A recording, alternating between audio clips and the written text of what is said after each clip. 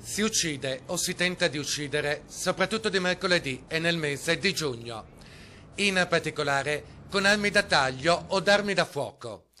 I responsabili sono per la maggior parte uomini, 78%, di età solitamente compresa tra i 30 e i 50 anni. Le vittime non sono soltanto donne, che a volte invece diventano carnefici nei confronti di minori ed anziani. È drammatica la fotografia degli omicidi tentati e consumati in ambito familiare negli ultimi 3 anni in Veneto. Complessivamente 84 casi con 92 persone assassinate o ferite.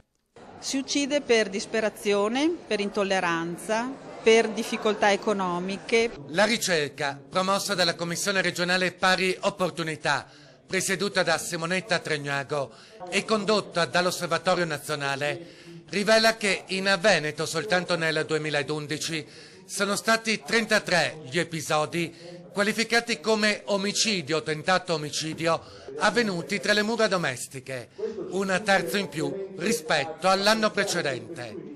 Siamo in presenza di una nuova patologia sociale, spiega la professoressa Marina Bacciconi. Io non dico che non ci fosse anche prima, probabilmente c'era, ma non così. Tanto diffusa? Sì, tanto diffusa ed è una nuova patologia sociale sicuramente. Dovuta? Dovuta ai soldi.